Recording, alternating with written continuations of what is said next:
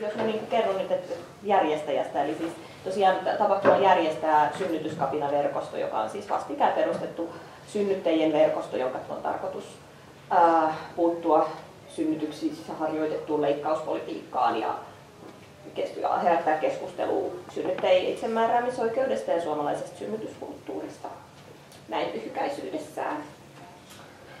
Ja keskustelun otsikko on tehotuotantoa ja synnytyskapinaa.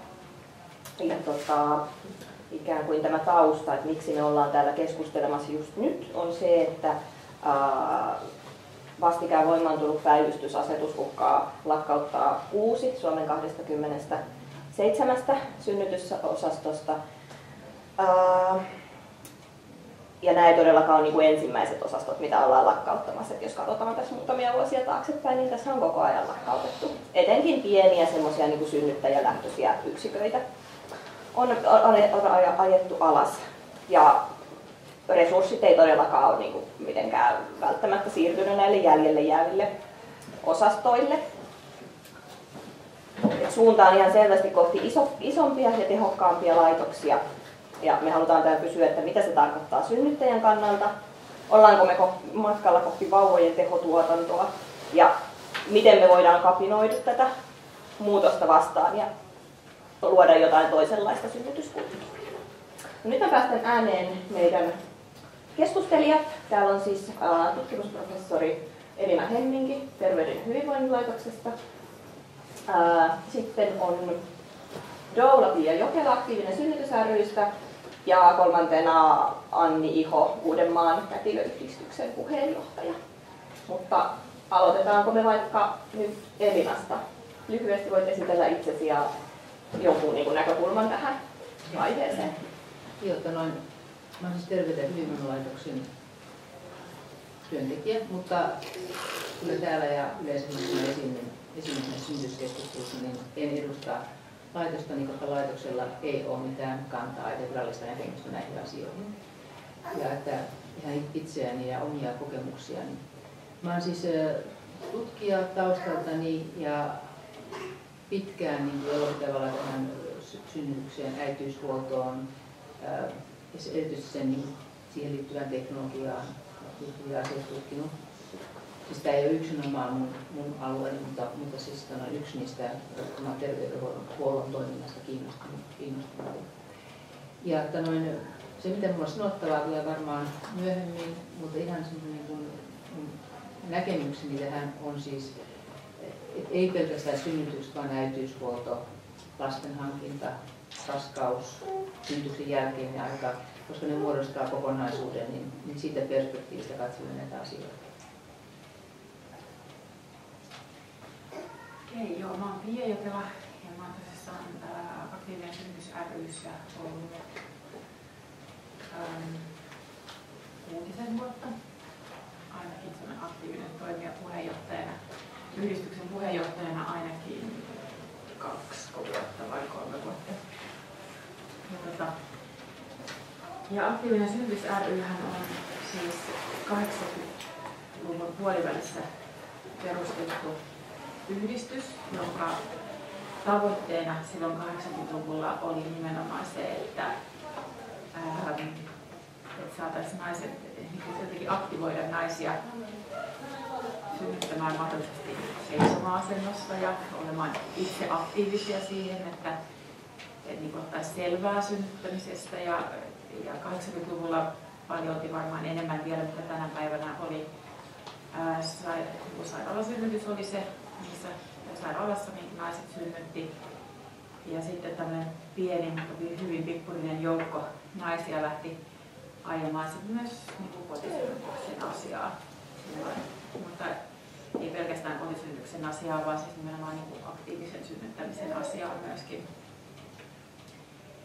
Ja niin kuin meillä oli jossain just joku muutama vuosi sitten tämmöinen 25-vuotisjuhla, vai mikähän se nyt mahtoi ollakaan, niin yksi perustajajäsenistä Malla Rautaparta totesi silloin, että hän on tavallaan surullinen, että hän on nyt tässä juhlassa vielä läsnä, että kun hän ajatteli silloin, kun he perustivat tätä yhdistystä, että he 20 vuodessa niin tekisi yhdistyksen niin tarpeettomaksi. mutta se on edelleenkin hyvin tarpeellinen kyllä tämä yhdistys, että edelleen niin kuin, jotenkin naisilta on tavallaan niin kuin viety se synnyttämisen voima jotenkin pois ja se on oikeastaan se, mihin yhdistys pyrkii niin kuin oikeasti vaikuttamaan siihen, niin lisäämään sitä tietoutta synnyttämisestä ja siitä, että miten nainen itse siihen niin voi vaikuttaa ja mitä siihen niin voi tehdä. Joo. Ja mä siis mulla on 2 lasta, 8-vuotias poika ja 1-vuotias poika. Ja mä teen siis töitä doulana ja vyöhyketerapeuttina tällä hetkellä.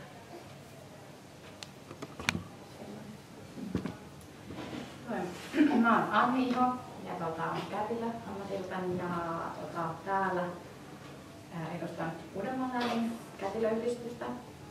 Ja Uudenmaan läänin kätilöyhdistys on Suomen kätilöliiton paikallisyhdistys. Ja me ei olla mikään sellainen edunvalvontajärjestö, kun kätilöt voi halutessaan puhua esimerkiksi TEHYyn, joka hoitaa edunvalvontaa, vaan ehkä enemmän ideologinen. Kätilöliitto on ja meidän yhdistys, tällaisia ideologisia asioita ajetaan. Ja olen myös työsuhteessa tähän HUSiin, eli Helsingin sairaanhoitopiiriin, mutta en edusta sitten näitä kommenteiden HUSia, ehkä lähinnä sitten kätilöiden ajatuksia ja täytymään virtaa. En ole vaan kaikkia kätilöitäkään, mutta ainakin on. Joo, eli tämä on niinku kätilöiden näkökulmasta kanssa ihan tosi päivänpolttava aihe, että mitä tapahtuu erilaisille synnytysyksiköille ja aikaisemmin se on ehkä ollut sellaista, että täällä pääkaupunkiseudulla ollaan ajateltu, että no kaikki tapahtuu tuolla jossain periferiassa, että ei oikeastaan kosketa niinkään meitä. Ai niin, mun pitää sanoa tässä välissä, että tässä on siis Eelis ja sitten Eeliksen kummitäti Siiris. Eelis on 4 kuukautta ja hän varmaan lähtee tästä vähän unille, mutta nimetään ehkä jossain vaiheessa. Mulla on myös vanhempi lapsi, joka on kotona. Joo, eli siis myös äiti ja kahden lapsen äiti. Niin, mutta kyllä tämä sen korjaan, että päivystysasetus ei ole tullut vielä voimaan, että se on vasta tulossa. Niin kyllä joo, niin mä sotkin se ministeri on allekirjoittanut sen, mutta se ei siis ole voimassa vielä. Ei ole niin periaatteessa tullut voimaan, mutta kyllä se tulisi koskea sitten myös pääkaupunkiseudulla kätilöitä ja synnyttäjiä, koska esimerkiksi Porvoon sairaala sitten olisi yksi näistä lakkautettavista sairaaloista. Että tietysti kätilön näkökulmasta niin se vaikuttaa niin kuin moneen asiaan, että niihin kätilöihin, jotka siellä työskentelee tällä hetkellä. Ja pyrin edustamaan niin sitä ääntä, että mitä kätilö on. Kiitos esittelystä. Edetään nyt seuraavaksi sillä lailla, että kun keskustellaan ikään kuin näin karkeasti jakaen ensiksi näistä ikään kuin säästöistä ja keskittämisestä ja sitten sen jälkeen edetään tähän niin kuin kapinapuoleen, että siihen, että mitä sit pitäisi tavoitella. Voitaisiin tehdä sillä lailla, että jos tulee sellaisia suoria kysymyksiä tai kommentteja siihen, mitä joku täällä esittää, niin kun nostakaa käsi ylös ja kommentoikaa heti. Mutta että sitten ehkä semmoiset vähän niin kuin pidemmät kommentit voi jättää sitten tuonne niin kuin loppupuolelle. Ja niille on sitten erikseen varattu aikaa. Mutta joo, lähdetään keskustelemaan tosiaan nyt näistä säästöistä ja keskittämisestä ja sairaaloiden lakkauttamisesta. Mä haluaisin ihan ekaksi kysyä teiltä, että mitä teidän näkökulmasta niin kuin ikään kuin, mitä on jo seurannut siitä, että näitä yksiköitä on lakkautettu, tai mitä siitä on ikään kuin seuraamassa, tai mitä te niin kuin pelkäätte siinä, että mitä tapahtuu. Tämmöinen kaksiosainen kysymys. Ihan kuka vaan voi sieltä aloittaa. No esimerkiksi Tammisaaren synnytyssairaalan lopettamisesta seurasi paljon ahdistusta ja hätää naisten ja äitien niin keskuudessa siitä, että meiltä vietiin se yksi ja ainoa luomusynnytyspaikka. Ehkä aika paljon pääkaupunkiseudun naiset, tämmöiset niin sanotut luomuhenkiset naiset, ne lähti Tammisaareen synnyttämään. Ja sitten kun Tammisaari lopetettiin, niin yhdistyksessä me ainakin saatiin paljon yhteydenottoja siitä, että no mitäs nyt sitten, että minne mä menen nyt synnyttämään. Ja voiko niin kuin, ikään kuin näihin muihin synnytyssairaaloihin nyt sitten luottaa, että myös siellä voi synnyttää ikään kuin luomusti tai ilman lääkkeellistä kivunlievitystä. Niin, eli tavallaan synnyttäjän valinnanvapaus ainakin kapenee. Valinnanvapaus ainakin kapenee. Joo, kyllä. Niin, jos mä voin jatkaa, niin, no tässä just Uudenmaan alueellahan on niin jo sikäli tapahtunut tällaista, niin kuin, että se on ollut Tammisaaren sairaala, joka nyt on ainakin täältä sitten lakkautettu. Mutta sinänsä sellainen näkökulma myös, mitä ehkä Katri sanoit tuossa esittelyssä, tai että nyt on niin kuin, ollaan lakkauttamassa tällaisia niin kuin synnyttäjälähtöisiä yksiköitä, niin että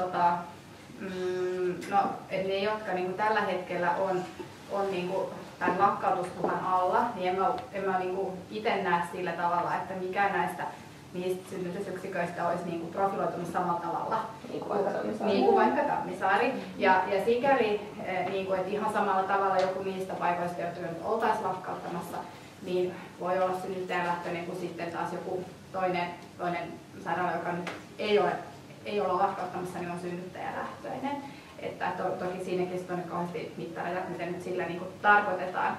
Et mulla on ainakin ollut kollegoita ja on ollut töissä sitten muualla päin Suomea, ehkä pienemmissä yksiköissä, niin itse kun olen ollut tuossa Ketilöopiston sairaalan Haikaranpesässä töissä, niin kun niistä tarinoista päätellen, niin olen ainakin pitänyt tätä omaa työpaikkaani niin hyvin paljon niin enemmän synnyttäjälähtöisenä kuin sitten taas joku pienempi yksikkö jossain muualla. Että se, että yksikkö on pieni, ei tee siitä synnyttäjälähtöistä. Kuitenkin, että se on niin kuin ihan mun mielestä niin kuin sellainen lähtökohta, että kun tästä aiheesta puhutaan, niin siinä helposti tulee se, että niin kuin ajatellaan niin, että mieluiten asun leikkimökissä, koska se on pieni, enkä siinä talossa, joka on siinä vieressä, koska se on iso.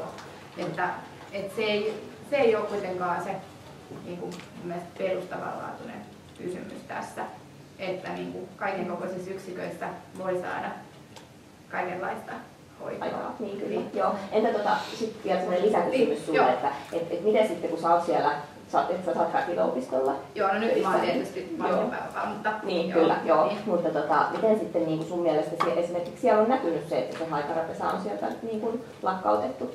Joo. Tai yleensä ottaisi, kun siinä alueella on ikään kuin vähentynyt ne yksiköt? Joo. No joo, siis tää nyt tietysti, se on kyllä yksi asia, mikä mulla itselläni tietysti henkilökohtaisesti, koska se Haikarapesä on ollut se paikka, joten mä oon itse mennyt töihin.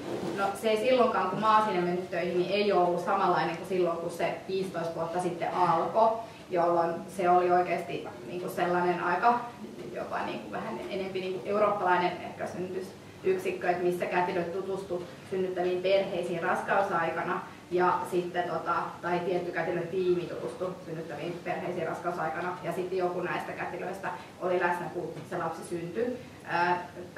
Se oli sellainen, missä se Haikaranpesä ihan oikeasti alkoi, että toi on jotain mitä mä näen ehkä sellaisena tiettynä ideaalina, että missä itse esimerkiksi haluaisin työskennellä ja mitä nyt uskoisin, että kauhean monet naisetkin kaipais. Mutta se, että se Haikaranpesä on nyt niin että sitä käytännössä ei oikeastaan enää ole, niin se johtuu nyt Helsingissä siitä, että naisten klinikka on remontissa. Että siihen ei niin kuin periaatteessa vaikuta sitten tämä päivystysasetuspuoli. Mutta onhan siinäkin varmaan nyt, että jos olisi rahaa, millä niin kuin ikään kuin mällätä, tai sitten, että jos oltaisiin, niin totta kai rahaa on aina jossain, mutta jos sitä olisi niin kuin hirveän paljon niin kuin laitettaisiin siihen synnytysten hoitoon, niin sitten niitä toimintoja, mitä Haikaranpesässä on ollut, niin ei olisi tarvinnut ajaa alas tämän remontin ajaksi. Mutta kyllä mä itse koen sen hirveän harmilliseksi, että se toiminta sellaisena on loppunut, koska mun mielestä se on ollut niin kuin ollut tosi ihanaa, että on saanut valmentaa perheitä. Ne valmennukset on ollut aika pitkiä ja sitten on saanut tehdä synnyttävien perheiden kanssa synnytyssuunnitelmaa ja muuta sellaista, mikä on esimerkiksi just THL:n suositus, että synnyttävän naisen kanssa tehtäisiin etukäteen suunnitelma. Mutta mä en tiedä ihan oikeasti, että Haikaranpesässä se tehtiin silloin aikaisemmin, ei tehdä enää. Ja tehdään sitä missään Suomessa en oikein tällä hetkellä usko, että suosituksia on, mutta ne ei. Joo, nyt mä päästän eteenpäin. Siis päivystysasetushan on yksi mekanismi, millä niin ajetaan terveydenhuollon kustannuksia, jos ei laskea, niin ainakin estää nousun. Ja mulla on vähän sellainen tunne, että asetuksesta riippumatta, niin jos asetus ei tule voimaan, niin sitten käytetään muita konsteja, että voidaan niin saada niitä kuviteltuja säästöjä siitä, että muuttaa suoraan yksiköille. Se on niin kuin se ajatuksen logiikka on se, että sen täytyy olla kalliimpaa, jos on pieniä yksiköitä kuin jos on suuria yksiköitä.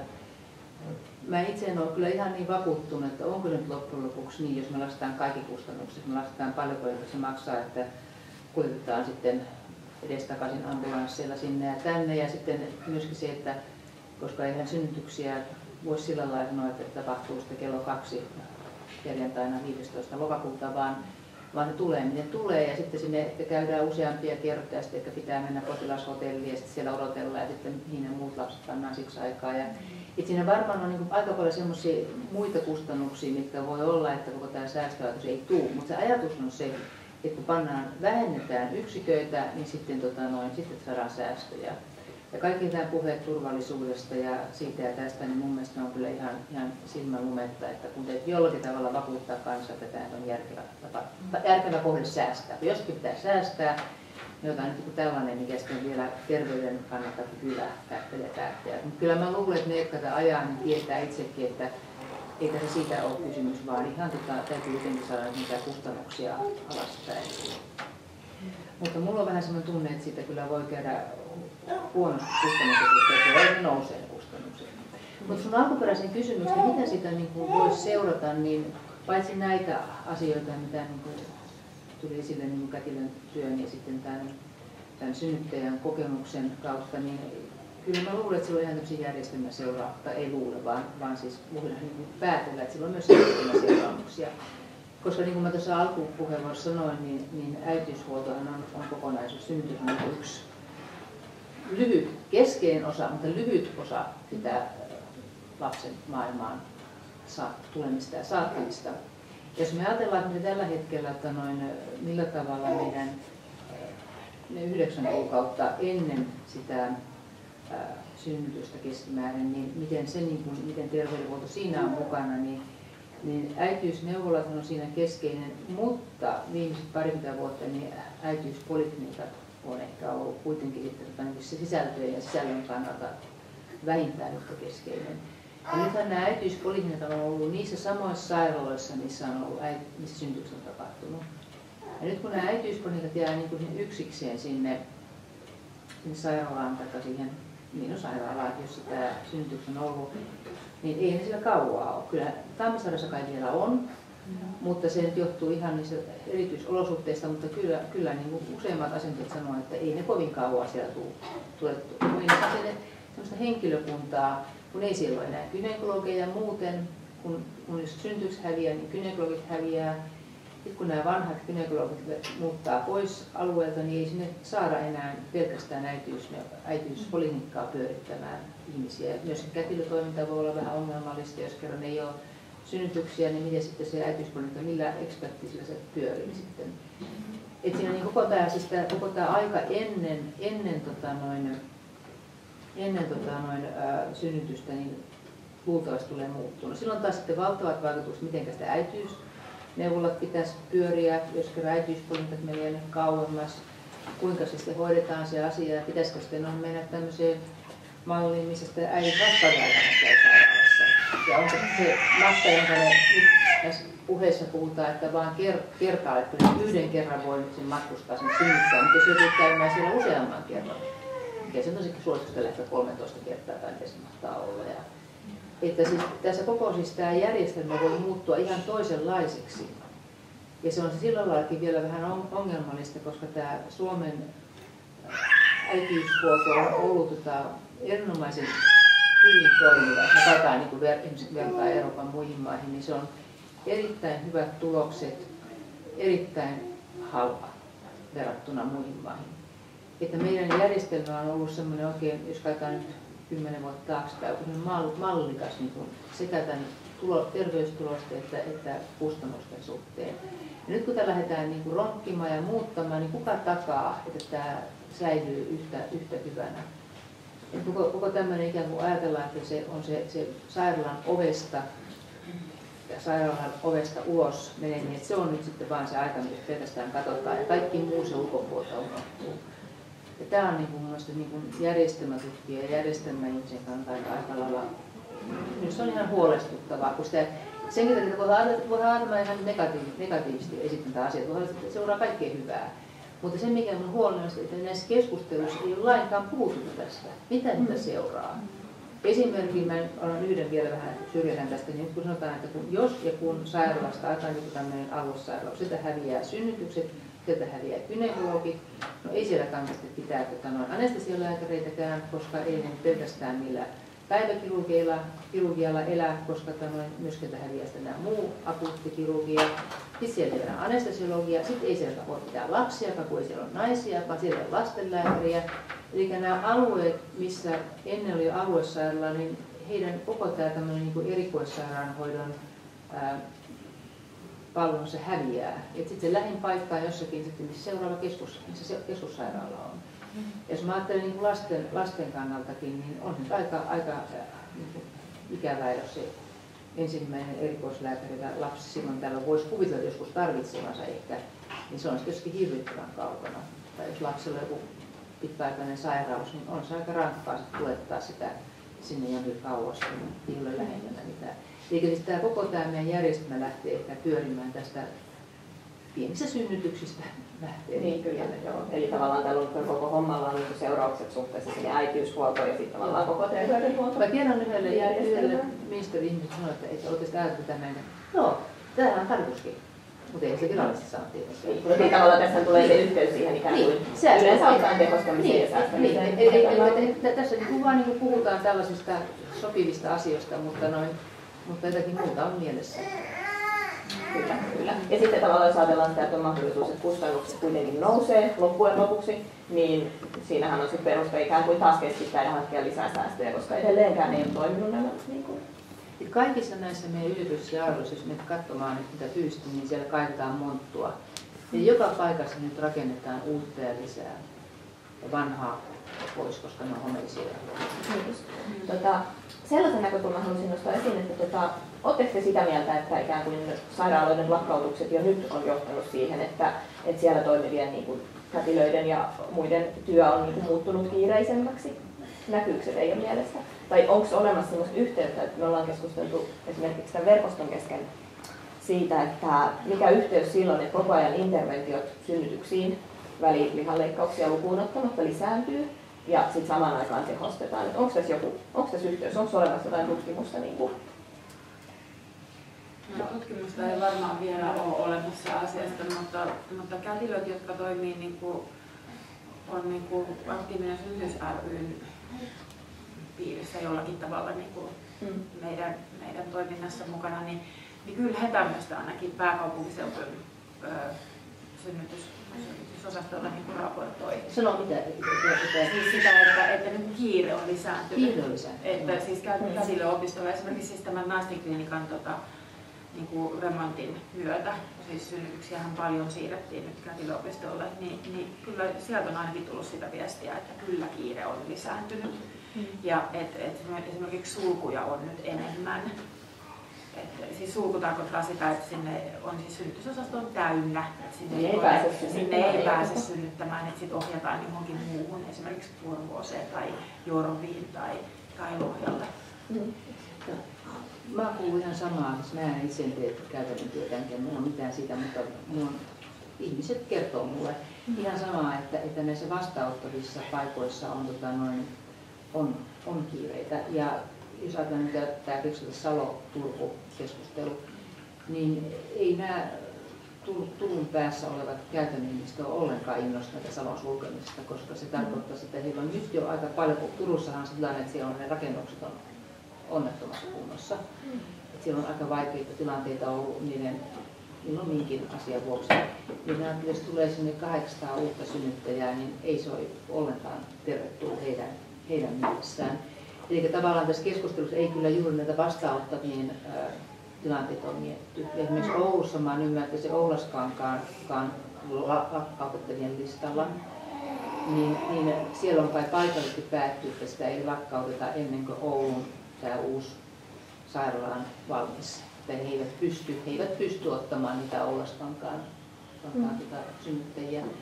Mutta taas tässä julkisessa keskustelussa niin on ikään kuin ajateltu, että kyllä ne voisi samalla niin kuin voimilla pyörittää vähän 1000 lisää, ettei se nyt maata kaada. Mutta se on ehkä niiden ihmisten, jotka ei tee sitä työtä, niin näkemys.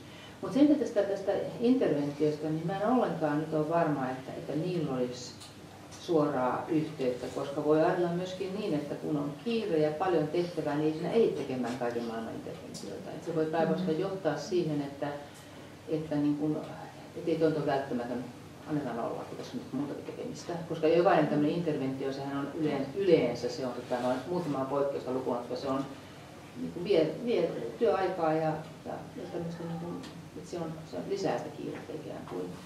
Että se voi itse johtaa toiseen suuntaan, mutta sitten kysymys tulee kyllä siitä, että no, onko sitten varma, että nämä puuttumiset, jotka on niin kuin joskus välttämättömiä, niin tämmöinen valtava massa ihmisiä, niin estääkö se niin löytämästä just niitä, joita tarvitsisi sen homman, että kohdentuuko se oikein.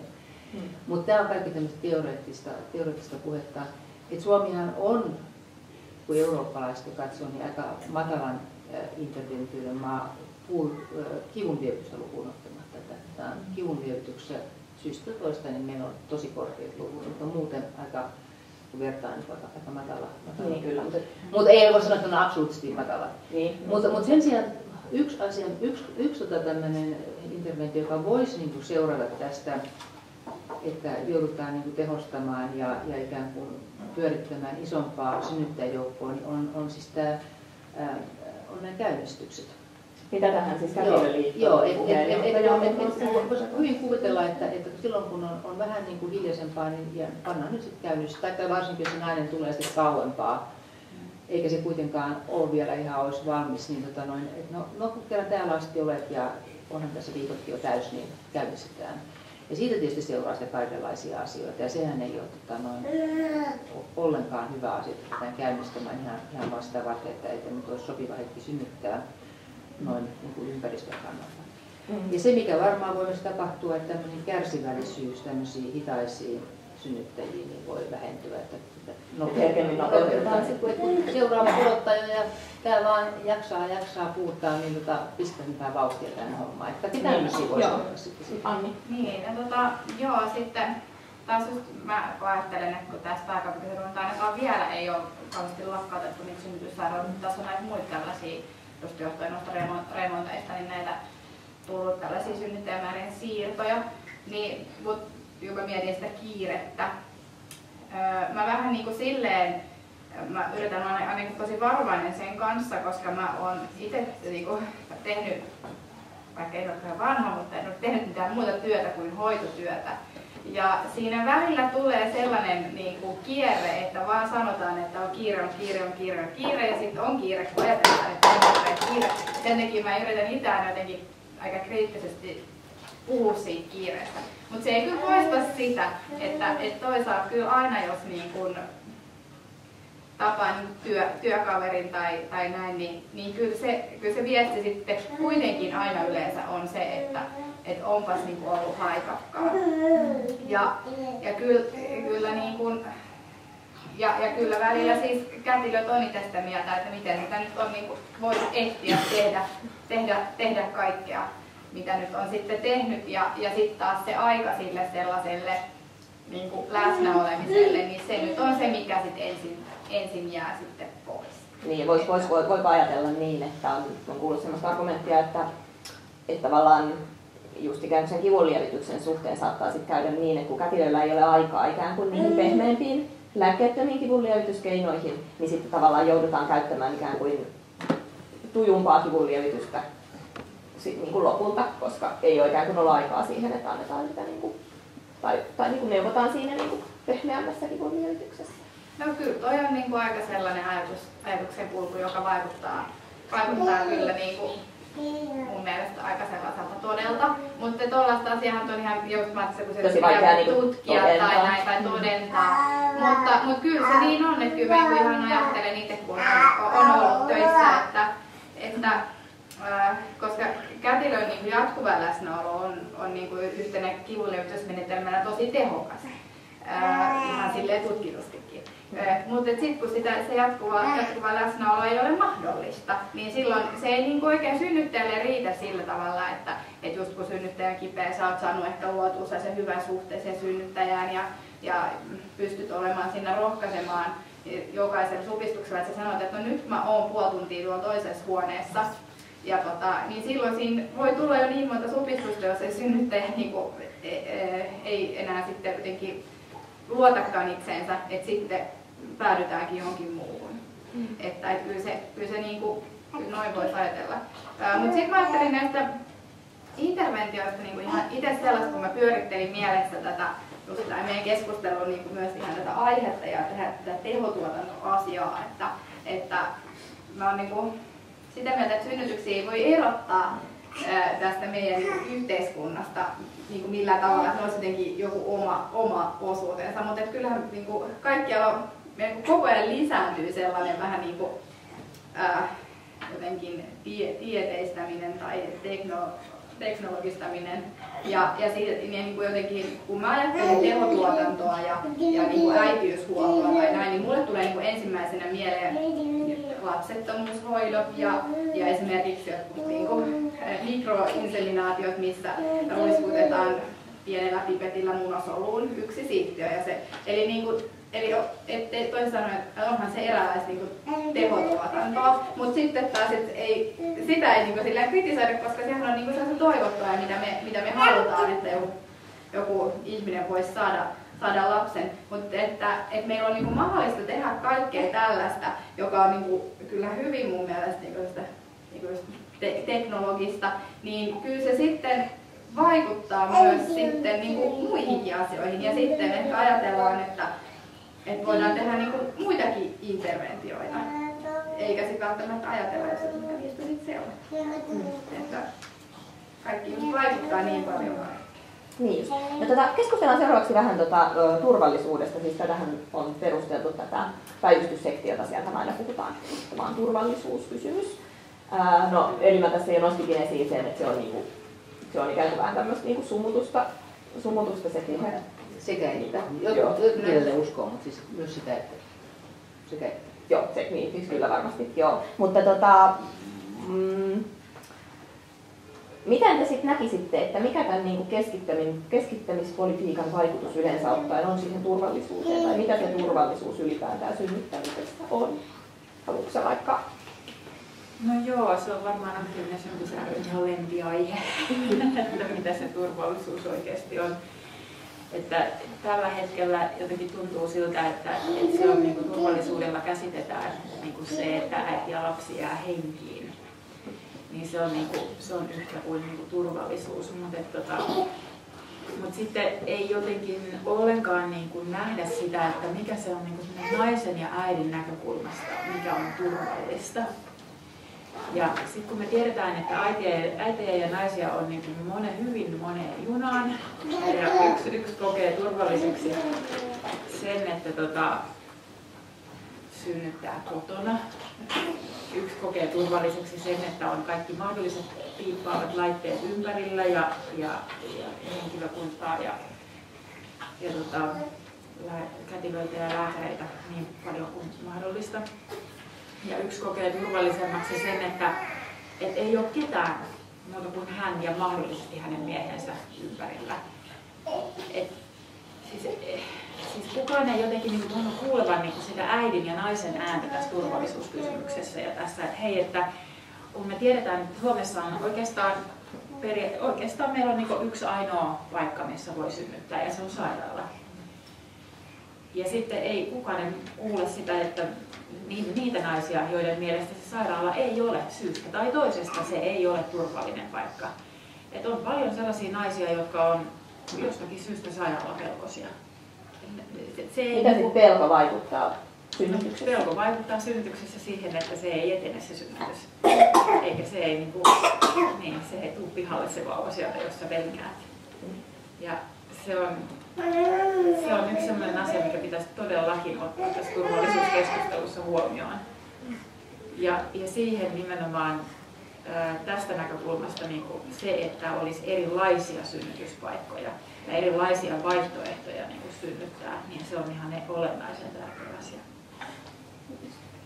Siis varmaan, jos katsotaan siitä perspektiivistä, mitä tällä hetkellä nämä turvallisuuspuhujat katsoi lähinnä siitä sitä hetkeä, kun tämä nainen on tullut sairaalaan, niin silloin voidaan ehkä sanoa, että keskimäärin on turvallisempaa synnyttää sellaisessa paikassa, missä on paljon erilaista tietotaitoa ja mahdollisuuksia vaikuttaa asioihin.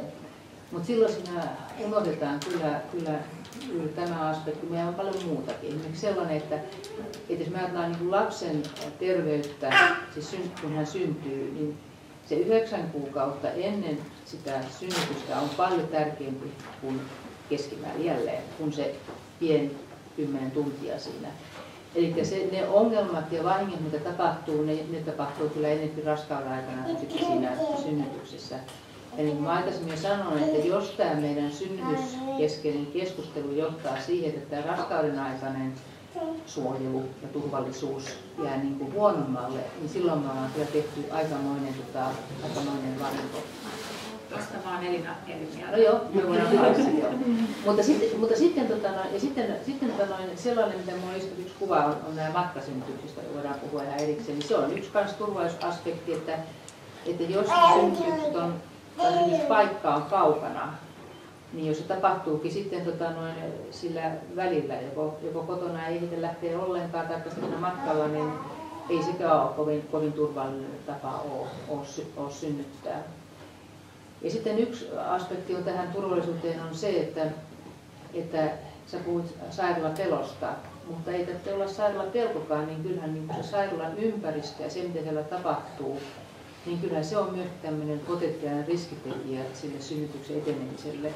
Eikä voi olla, että vaikka siellä niin kuin sitten ongelmien ilmetessä, niin sairaala on parempi kuin koti, niin voi olla, että tämä sairaala ei synnyttää myöskin niitä ongelmia. Että me saadaan niin enemmän sitä hoidettavaa ongelmaa kuin jos niin kuin ei olisi sellainen sairaalaympäristö kuin meillä on. Ja kyllä silloin, kun tämä aktiivinen synnytysry syntyi, niin silloinhan oli kovasti keskustelua just näistä erilaisista tuloksista, miten pitää olla sellainen tämmöinen synnytyshuone, että se ei häiritsisi. Ja oli niin kuin, mä en tiedä kuinka paljon tutkimuksia, kuinka paljon tämmöisiin kokemuksiin perustuvaa, mutta se oli hyvin muodikasta puhua himmennetystä valoista ja musiikista ja rauhallisuudesta ja kaikesta tämmöisestä. Silloin niin kuin ajateltiin, tai ihan oikein ajateltiin, silloin ihan oikein ajateltiin, että se synnytysympäristö on keskeinen ja oleellinen. Eli tämä sairaala voi niin kuin olla hyvä ongelmissa, mutta se voi myös luoda niitä. Kyllä. Pia, haluatko sä kommentoida? Sä olit eri mieltä tästä. Niin, siis mä olin eri mieltä siitä asiasta, että se synnytys, että vaikka se kestäisi varsin 10 tuntia, niin sillä on niinku ihan äärimmäisen kauaskantoiset seuraamukset niin naisen elämässä. Mä en halua sanoa, että eikö olisi, vaan mä puhun siitä lapsen niin terveydestä ja lapsen niin tilasta ja kuinka terve lapsi puhutaan siitä. Että kuinka terve lapsi meillä on, niin raskauden aika on oleellisempi kuin synnytys. Mutta sen sijaan, jos ajatellaan muita aspekteja, niin vanhemmuuteen kasvamisesta, kasvamiseksi ja niin edespäin, niin varmaan silloin syntyy hyvin kilpailija raskauden ajan kanssa. Niin kyllä, ja eikö ole kuitenkin näin, että esimerkiksi että ikään kuin äidin masennus, joka voi olla seurausta vaikka traumaattisesta synnytyksestä, niin sillä on vaikutusta myös lapsen terveyteen, että ne kulkee silleen ikään kuin tässä kädessä. Nimenomaan just tämä. Kyllä. Joo. Kyllä mä sitä halua kiistää. Oliko sulla, Anni? Niin, mä mietin sitä just, että mitä se turvallisuussynnytyksestä nyt on. Mun mielestä Pia kyllä kiteytti aika hyvin sen, mitä kyllä niin suurin osa kätilöistäkin ajattelee, että se vaikuttaa, että se on niin riippuvainen siitä synnyttäjästä itsestään, että mitä hän haluaa, mitä sen ajan kaipaa synnytyksessä. Ja sitten vielä just tähän, niin kuin, tähän päivystysasetuksen niin siihen perusteluihin, niin mun mielestä niinhän se on ollut, että se on niin kuin tuotu julkisuuteen sit niillä turvallisuusperusteluilla toi päivystysasetus, mutta niin kuin Kätilöliitto on sitä mieltä ja myös ainakin ihan henkilökohtaisesti ja niin kuin sen, mitä olen siitä sit saanut selville, niin et ei se kyllä oikeasti, se ei ole niin kuin sellainen turvallisuuspohjainen se päivystysasetus, vaan esimerkiksi just THL, niin kuin Mika Kisler, joka on tämä tutkimusprofessori ja näitä niin kuin synnytystilastoja kyllä, niin kuin, hän on niissä, niin hän on niin kuin kyllä sitä mieltä, että synnyttäminen on ihan yhtä turvallista sellaisessa isommassa kuin pienemmässä sairaalassa. Et sitten tulee sellaista pientä hienosäätöä, että mä olin itse tällä viikolla kuuntelemassa tästä aiheesta myös keskustelua tuolla eduskunnan pikkuparlamentissa, niin sielläkin niin kuin tuotiin esille se, että vähän nyt riippuen tästä niin kuin hätäsektiovalmiudesta, niin ehkä pienemmissä sairaaloissa sitten, jos se hätäsektio päästään nyt aloittamaan pikkusen myöhemmin, niin niissä me nähdään se sellainen ihan pieni muutos verrattuna sitten taas isojen sairaaloiden lukuihin siinä, että kuinka monta lasta sitten menehtyy, mutta se just puhutaan niin kuin, no tämä on kauheita puhua siltä, että alle 5 lapsen hengestä vuosittain, mutta mä oon ihan samaa mieltä, että ei ajatella sitä, että mitä se tarkoittaa, jos suljetaan se pieni yksikkö, että toki niin kuin silloin, jos niin kuin voitaisiin teoreettisesti pelastaa jonkun lapsen henki jossain isommassa yksikössä, mutta sillä on näitä kerrannaisvaikutuksia just se, että ihan se, että naiset jo etukäteen stressaa sitä, että ehdinkö mä sinne synnytyssairaalaan. Ja se varmasti lisää niin kuin komplikaatioita, ei kaikille, mutta joillekin, niin kuin mä ajattelisin niin tästä näkökulmasta. Niin kyllä, ja sitten on tämä kysymys noista matkasynnytyksistä. Ja sitten just matkasynnytykset, että jos teoreettisesti ajatellaan, että voitaisiin niinku tehdä hyviä toimenpiteitä, mutta ne voi just vesittyä sitten. Elina onkin tuonut nyt niitä tosi paljon esille sitten ihan niillä. Ja jos puhutaan synnytysympäristöstä, niin minkälainen synnytysympäristö se auto on sitten. Niin siellä ihan varmasti sekä pelottaa, että sitten siellä ei ole mitään näitä sairaaloita niin hyviä. Niin, että jos niin pystyttäisiin jotain tekemään, niin sitten kuitenkin ne voi vesittyä ne tulokset. Mutta se on siis, taloudestahan siinä on kyse, ennen kuin rahasta. Mä vielä täydennän tuossa hätäsektio-juttua, että siinä lasketaan vaan, että kuinka kävi, kun mentiin hätäsektioon. Niin. Eikä laskettu, että kuinka monta hätäsektiota oli. Et entäpäs jos nämä pienemmät yksilöt olisi kiinni, niin olisiko niitä hätäsektioita ollut sitten enempi siellä suurissa? Ja vaikka suurissa olisi niin kun kussakin hätäsektiossa todennäköisyys mennä huonosti on pienempi, mutta kun on enempi, niin lopputulos voi olla, että niitä lapsia, jotka sitten menehtyy tai muuten vaurioituu, niin niitä onkin enemmän. Eli että mehän täytyisi niin aina katsoa, että kuinka paljon hätäsektiota tulee. Ja siinä on just se, että kun ne alkaa laskemisen siitä hetkestä, kun se äiti tulee sairaalaan sisään, mitä on tapahtunut sitä ennen. Eikä se hätäsektio tarve nyt yhtäkkiä tule siitä oven avaamisesta, vaan että se on ollut siellä aikaisemmin jo. Että kuinka pian hän pääsee siihen tilanteeseen, että joku sanoo, että hei, tässä on hätä. Ja sitä niin kuin ei ollenkaan tässä nyt huomioida tätä asiaa. Ja mun on kyllä tähän vielä pakko lisätä, niin kuin just ajatellaan niin kuin turvallisuusnäkökulmaa synnytyksessä, mikä niin kuin mun mielestä se tulee tosi usein esille, että hei, että sen takiahan just me niin kuin pitää olla sairaalassa ja pitäisi olla niin kuin ehkä tai mahdollisimman pitkään sairaalassa tai muuta, että kun synnytyksessä voi hei, tiedättekö, se tapahtuu ihan mitä vaan, ihan milloin vaan, niin ainakaan niin kuin kätilön näkökulmasta se ei pidä paikkaansa. Että jos mä pystyn olemaan sen synnyttäjän kanssa ja ehkä vielä mahdollisesti parasta olisi, jos tuntisin hänet etukäteen ja olisin esimerkiksi voinut havainnoida sitä sen sikiön kasvua siellä kohdussa etukäteen vaikka ulkotutkimuksella tai muutenkin tuntisin, että miten se nainen nyt ylipäätänsä käyttäytyy elämässä. Niin sitten kun hän synnyttää, niin ihan siis niin melkein kaikki tapaukset sellaisista hätätapauksista, niin pystyy etukäteen, niistä tulee jotain merkkejä. Eli se, että yhtäkkiä napin painalluksella niin jotain tapahtuu, niin no näin kun mä nyt sanon, niin se on siis totta kai ihmiselämässä on kaikki mahdollista. Niin se on toki mahdollista, mutta se on niin kuin varmasti vielä harvinaisempaa kuin jäädä auton alle, kun tästä lähtee ovesta ulos. Että se turvallisuus on niin kuin jotenkin just hyvin jännä puoli, mihin niin kuin synnytyksissä vedotaan, koska jotenkin siitä on tehty sellainen, että synnyttäminen olisi kauhean turvatonta. Vaikka... Niin onko se tavallaan meidän synnytyskulttuurin joku semmoinen, niin. Onko se ongelmallinen piirre, että synnytys johtaa jotenkin, että se on niin kuin lähtökohtaisesti jotain ihan hirveän vaarallista? No kyllä se mun mielestä on ongelma, koska se vaikuttaa tosi paljon sitten just sellaisiin ihmisiä, jotka nyt ei hirveästi synnyttämisestä välttämättä tiedä, että se lähtökohta on se, että kunhan kaikki vaan nyt menisi hyvin tai jotenkin. Niin, varmaan myös naisiin, jotka varsinkin ehkä tulee ensimmäistä kertaa synnyttämään. Kyllä. Mutta kyllä tuohon täytyy sanoa, että joskus tapahtuu ongelmia. Se on vähän sama tämä ajattelu, että kaikki pitää olla hallinnassa, että ei voi olla mitään, että joskus voit mennä niin huonosti.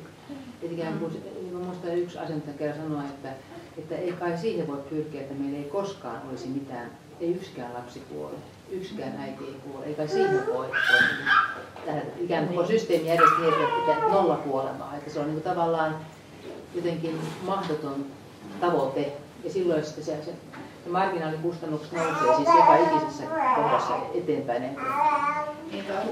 No jo tässä oli se, että jos mietitään noita, että onko tavoite niin kuin 0, että mä oon itse opiskeluaikoina tehnyt yhden työharjoittelun Malavissa Afrikassa ja sitten kuitenkin jos me ajatellaan Suomen tilannetta, niin esimerkiksi tästä niin lapsikuolleisuudesta niin puhutaan niin kuin promilleluokassa ja siellä taas sitten, että oli niin kuin 12% se, että kuinka paljon menehtyy, että me ollaan niin hyvässä ja sitten toisaalta, jos me ajatellaan, että tavoiteltaisiin sitä 0, niin varmaankaan suunta ei olisi se, että otetaan rahaa pois, vaan nyt laitetaan sitä rahaa sitten lisää.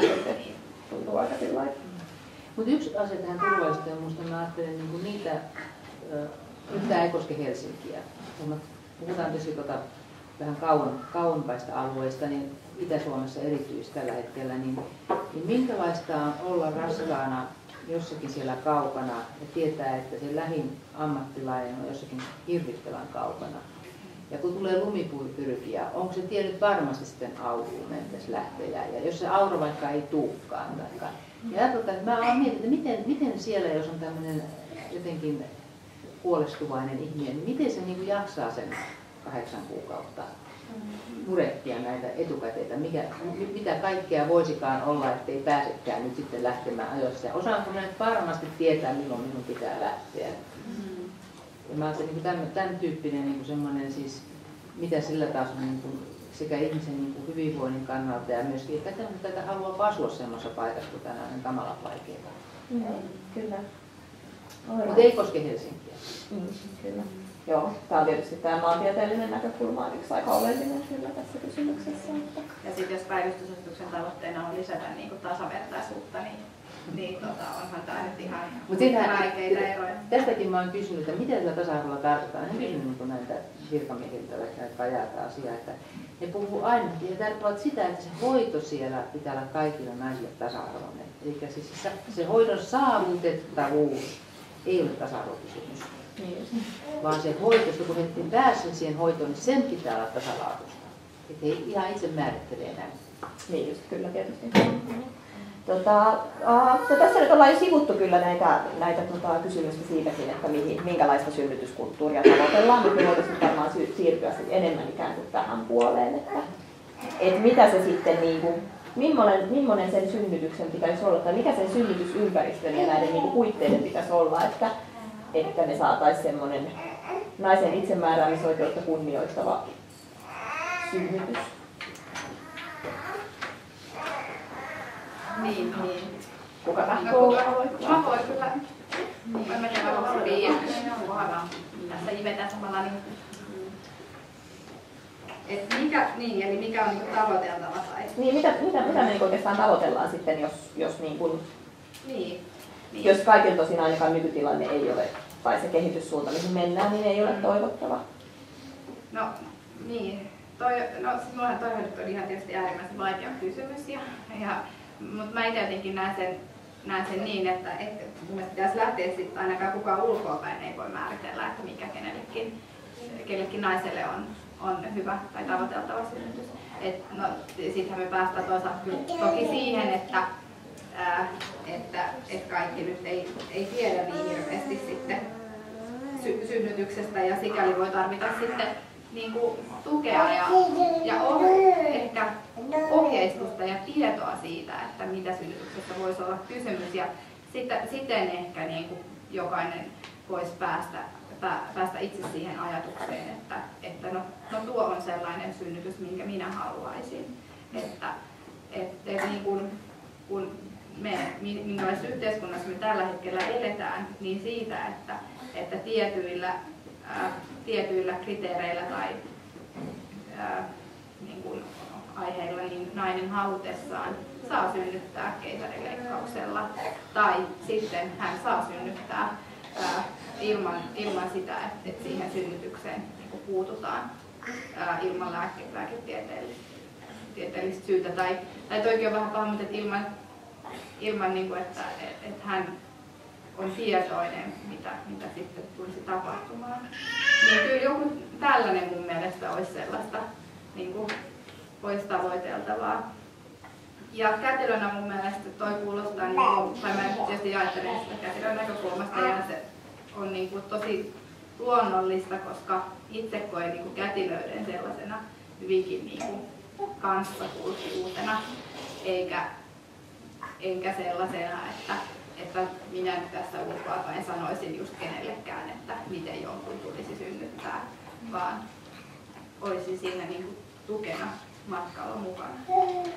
Ja no tietysti kyllähän tässä nyt sitten niin kuin ehkä toinen näkökulma niin kuin on sitten kuitenkin se, että onhan sitä sitten näyttöä siitä, että sellainen alatiesynnytys, johon ei ole niin kuin turhaan puututtu, niin sillä on etuja naisen myöhentää terveyteen sekä sitten lapsen terveyteen liittyen. Että sitten taas kätilönä kuitenkin ehkä sen tiedon kanssa, niin se voisi olla ehkä se lähtökohta, että se niin sitten lähtee tukemaan naista. Mutta ehkä niin kuin kiteytettynä mun mielestä se, että ulkoapäin sitä ei voi kenellekään sanoa.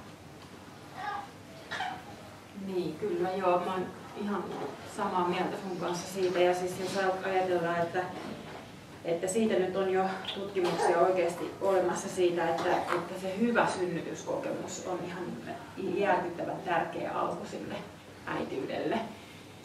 Niin siihen pitäisi ehdottomasti tulevaisuudessa niin kuin tehdä paljon enemmän töitä. Ja niin kuin jo aikaisemmin sanoin, niin sitä, että tajuta se, että meitä naisia on moneen junaan. Me ei kaikki olla niin kuin sairaalasynnyttäjiä. Jotkut meistä on kotona synnyttäjiä ja jotkut haluaisivat synnyttää sellaisessa sairaalan vieressä olevassa pienessä synnytysyksikössä. Että pitäisi olla valinnan vaihtoehtoja, pitäisi olla paljon enemmän. Se olisi mun mielestä sitä tasa-arvoisuutta. Ja sitten ehdottomasti se, että se nainen ja äiti otetaan mukaan niin raskauden alusta lähtien siihen päätöksentekoon, että häntä kuullaan ja häntä kunnioitetaan yksilönä. Ja se jatkuva tuki on myös ihan äärimmäisen tärkeä tekijä siinä, että olisi edes mahdollista se tässä meidän synnytyskulttuurissa niin kuin valita se sellainen, että sä saat niin kuin jatkuvan tuen itsellesi. Tällä hetkellä se ei oikeastaan ole edes mahdollista. Että raskausaikana voisi olla niin kuin, no okei, jos yksityinen kätilöpalvelu on tällä hetkellä kylläkin olemassa pääkaupunkiseudulla ainakin, että jos otat yksityisen kätilöpalvelun, jos sulla on tarpeeksi rahaa, niin sä voit maksaa yksityiselle kätilölle siitä, että sä käyt siellä raskausaikaisen niin kuin seurannan ja sitten mahdollisesti otat vähintäänkin ainakin doulaksi sen kätilön mukaan sinne sairaalan synnytykseen mukaan, niin silloinhan sulla on jatkuva tuki siinä olemassa. Mutta se olisi aika hintava. Se on hintava vaihtoehto. Niin, me ollaan kaikki samalla puolella tätä keskustelua, että siinä mielessä vähän niin kuin hankalaa, mutta mä voisin vähän piristää tätä kertomaan niitä, mitä muut, jotka ajattelee eri lailla. Minkälaisia argumentteja heillä on näihin. Mä jaan nämä. Joo, siis me tosiaan pyydettiin tänne myös sosiaali- ja terveysministeriöstä virkamiestä ja ministeriä ja kaikkea, mutta hei, kukaan sitten tullut paikalle. Niitä varmaan niitä pyyntöjä tulee tällä hetkellä aika paljon. Mikä minusta, jos ajatellaan, mitä pitää tehdä, niin tämä on numero 1, että tämmöistä keskustelua pitää nyt kovaa äänestä käydä, koska tämä suomalainen hiljaisuuden kulttuuri on tässä kyllä aika hankala ja vaarallinen. No, mutta se mitä niin mä ajattelin, mitkä niin nämä toisen puolen argumentit on, niin, jotka on eri mieltä näistä, että mihin suuntaan tässä mennään, niin ensinnäkin siis tämä kysymys, että silloin kun muut maksaa, niin silloin tämä, joka palvelun saa, niin mikä on hänen oikeutensa vaatia tai sanoa, että minä haluan tällaista ja tällaista. Sanotaan, että jos yhteiskunta maksaa nämä hommat, niin ei me nyt ruveta teille enemmän kuin niille mummoille, jotka tarvitsee myöskin hoitoa ja vaihtoa esimerkiksi. Jatkuva tuki ja niin edespäin. No silloin tämä rahakysymys. Ja kun ilmaiset saa, niin pitää olla tyytyväinen. Sitten, mutta vakavampi argumentti on tämä, joka tulee aika voimakkaasti, kyllä aika monenkin ihmisen suusta on se, että ei naisella ole oikeuksia, lapsilla on oikeuksia. Ja terveydenhuollon, tai on naisillakin oikeuksia, mutta naisella on oikeuksia, että nainen pitää oikeuksistaan itse huolen, mutta terveydenhuolto pitää lapsen huolta. Ja kun näin sanoo, niin he ajattelee niin, että tämä naisen oikeus valita ja naisen oikeus synnyttää kotisynnytys on joillekin aivan punainen vaate. Että se on vääristä lasta kohtaan. Että nainen asettaa sen lapsen alttiiksi riskille, että omaa itseään täyttääkseen tai miten nyt sen muotoon menekään. Eli he sanoo, että terveydenhuollon tehtävänä on suojella sitä syntymätöntä lasta naisen omituisilta käsityksiltä. Ja sitten siihen tulee myöskin jonkin verran, mutta harvemmin tulee sitä, että miehen oikeus. Eli että tämä lapsen isällä pitää myöskin olla oikeus määrätä, että hänen lapselle tapahtuu ja kuinka tämä synnytys tapahtuu. Ja jos esimerkiksi on mies sitä mieltä, että kaikki koneet ja mahdollisimman paljon, niin mikä se miehen oikeus siinä on suojella sitä hänen syntymätöntä lastaan. Eli sieltä tulee niin tämän tyyppistä argumenttia. Silloin tämä on hirveän paljon vaikea pitää keskustelu, jos nämä toisen puolen ihmiset oikeasti uskoo siihen. Jos he ihan oikeasti uskoo siihen, että kotisynnytykset on vaaraksi sille lapselle tai potentiaalisesti vaaraksi sille lapselle, niin sitten on vähän vaikea päästä eteenpäin, varsinkin jos nämä toisen puolen sanojat on niitä, jotka huolehtivat niiden synnytysjärjestelmästä. Mutta sitten mä itse tietysti ajattelin, että tämä on paljon monimutkaisempia, että tietysti onhan meillä tilanteita, missä kotisynnytys on hulluutta, mutta jos meillä olisi toisenlainen systeemi, niin ehkä silloin nämä naiset, joiden kohdalla se ei ole mitenkään järkeä vaihtoehto esimerkiksi, tai on vaarallinen vaihtoehto, niin silloin ehkä ei tulta siihen, että jos kuvittelisikaan sitä. Että tämä tämmöinen niin kuin hyväksymättömyys ja sellainen niin kuin punkeroituminen johtaa siihen, että nämä naiset, jotka erityisesti, joille se ei sovellu, että ne juuri hakeutuu siihen. Se voi hyvin olla tämän tyyppistä käytännössä. Mutta sitten yksi asia, mistä mä olen pikkusen eri mieltä, tai että mä ymmärsin väärin on se, että naisen olisi oikeus valita sektio, jos hän niin toivoo. Niin tästä mä olen kyllä eri mieltä, koska siinä on sellainen laadullinen ero, että jos ammattilainen, tässä tapauksessa nyt lähinnä kai lääkäri, on sitä mieltä, että tämä sektio ei ole tarpeen, niin ei minusta kyllä ole oikeutta kenelläkään vaatia ammattilaista tekemään jotakin sellaista invasiivista toimenpidettä, johon hän itse ei usko. Eli että se on vähän eri asia, kun jos sanotaan, että nainen sanoo, että minä en halua kivunlievitystä, niin silloin tai vaikka lääkäri sitä mieltä, että se edes auttaa sitä synnytyksen etenemistä. Hän voi tietää selittää, että kun jos otat tänne, tämä nopeutuu ja tämä menee paremmin. Mutta se on siinä kuitenkin, että naisilla on niin ihan toisenlainen päätösvalta kuin se, että minä määrään, että sinä nyt panet tämän maskin päälle, sä pukeudut ja leikkaat. Minusta tämmöistä oikeutta naisilla ei ole. Mutta Ja tietysti sitten, jos on ammattilainen lääkäri, jos on huomaa, että kerta kaikkiaan että tilanne on solmussa ja vaikka mitä henkilöiden kielellä puhuisi, eikä tämä nainen suostu niin kuin antaa periksi, niin ehkä hän ajatteli, että sen synnytyksen etenemisen kannalta kuitenkin kannattaa tehdä se sektio, mutta että mitään oikeutta minusta naisella ei ole käsittelykseen. Kulkeeko ikään kuin jakolinja jollain lailla siinä, että silloin kun on kyse lääketieteellisestä toimenpiteestä, niin sitten siinä ikään kuin lääketieteen ammattilaisen arviolla on niin merkittävä. Varsinkin kun se on sellainen toimenpide, joka siis ei ole mitenkään, tai se on myöskin voi aiheuttaa ongelmia. Että siinä on myös tämä ammattilaisen vastuu, että lähteekö hän sellaiseen toimenpiteeseen, joka sitten voi olla aiheuttaa ongelmia. Mä pidän sitä sikäli sellaisena niin kuin ääriesimerkkinä ja jos kätilönä niin kuin todellakin kun itse vielä kätilönä niin koen olevani tällainen niin kuin, tässä ajassa varsinkin vielä niin normaali synnytyksen puolesta puhuja ja mitä se tarkoittaa niin kuin ikään kuin normaali tai fysiologinen synnytys, että me ollaan niin kuin välillä aika kaukana siitä, niin just tämä sektioajatus, niin sehän nyt on niin kuin sit taas just ihan toisessa laidassa siitä, mitä mä niin kuin kätilönä haluaisin kuitenkin niin kuin tiedollisesti tarjota naisille ja mihin haluaisin niin kuin tukea ja ohjata. Mutta sitten ehkä niin kuin naisena ja niin toisaalta mun mielestä ehkä niin kuin feministisestä näkökulmasta myös, niin en tarkoita missään nimessä sitä, että joku niin kuin kadulta vaan niin kuin päättäisi, että kävelenpäs nyt synnytyssairaalaan ja nyt niin kuin kohtu auki, vaan niin kuin kyllähän ne tilanteet nyt sit käytännössä varmasti on sit niitä just, että synnytyspelko, mutta sehän nyt on lääketieteellisesti niin kuin tautiluokituksessa, että synnytyspelko on sitten niin kuin se sellainen kriteeri, millä sitten sen keisarileikkauksen, niin että sehän on tosi tietoinen suostumus sillä tavalla, että monta kertaa nainen, joka kokee esimerkiksi pelkäävänsä synnytystä niin paljon, että ei voi niin kuin edes lähteä sitä yrittämään, niin monta kertaa hän joutuu kyllä käymään niin kuin asiantuntijoiden kanssa keskustelemassa. Ja siitä mulla ehkä tämä ajatus on myös niin kuin toisaalta noussut,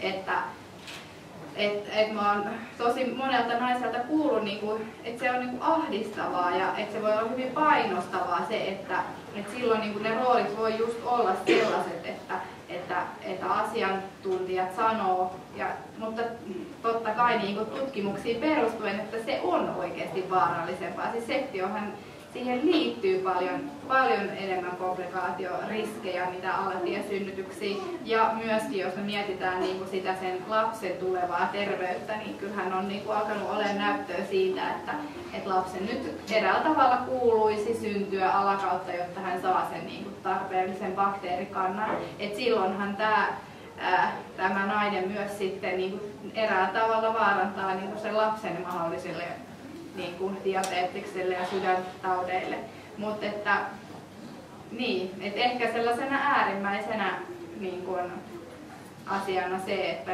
nainen nyt kuitenkin päättää siitä omasta kehostaan, mutta no joo, nyansseja on ja niin. Mutta onko se sitten ikään kuin semmoinen niin kuin kysymys siitä, että minkälaista se kohtaaminen ja miten kunnioittavaa se on sit siinä tapauksessa, että jos haluaa sen sektion.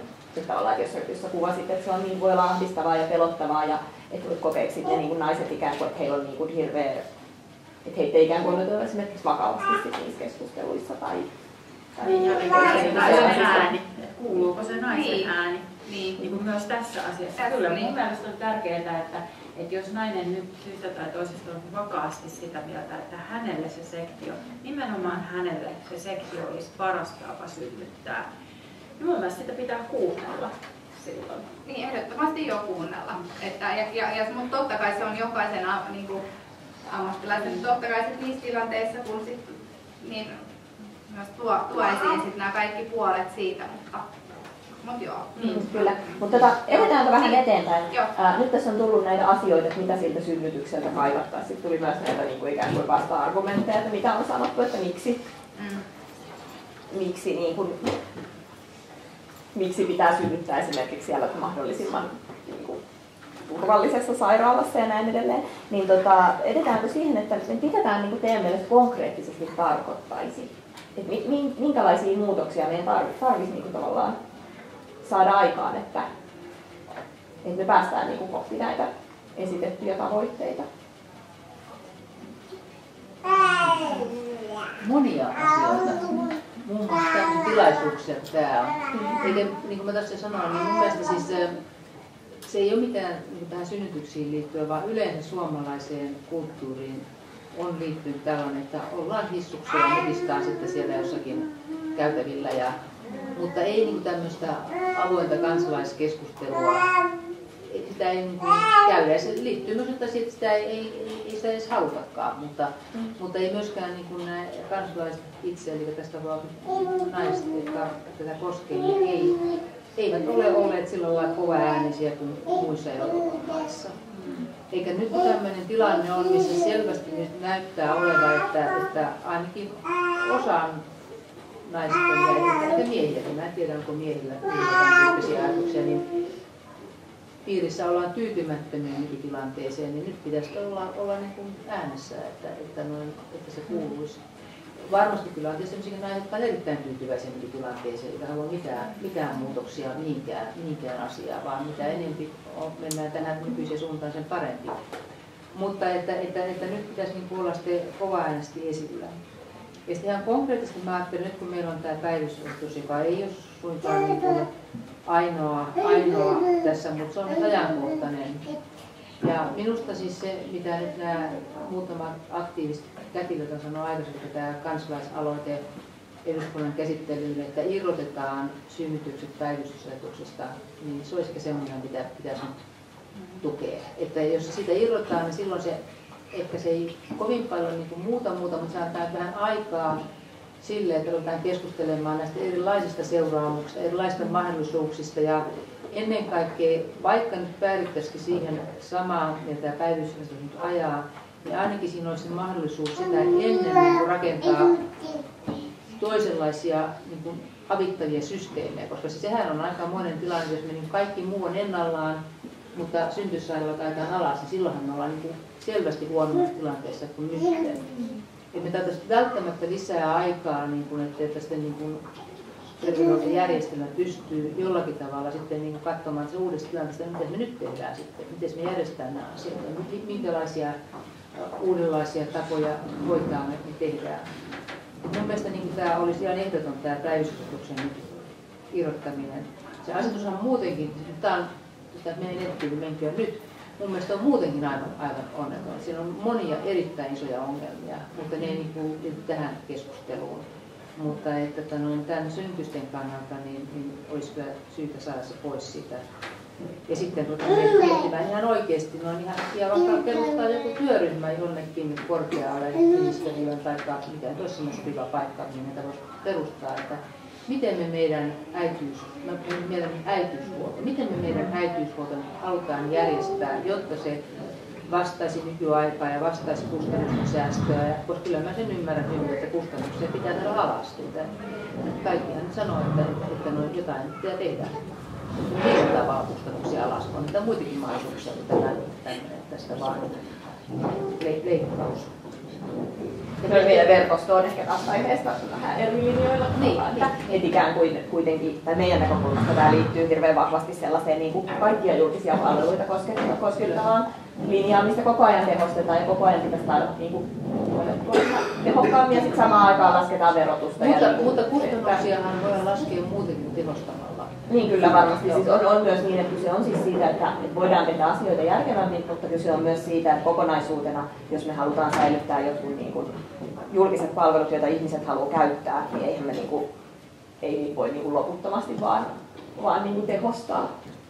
Ei tehostaa, en mä tehostaa. Tai kustannusten alentamista, mutta ei tehostaa. Mutta se, mitä olen lisännyt, että meillä olisi myös muita sellaisia hyviä aloitteita, joita kannattaisi myöskin tukea. Sitä päivystysasetus on niin kuin järjestelmässä numero 1. Niin onko sitä ketään tamperelaisia? Ilmeisesti ei. Niin Tampereella on tämä synnytystupa, jota mä en kovin usein, että tiukasti tietäkään enemmän.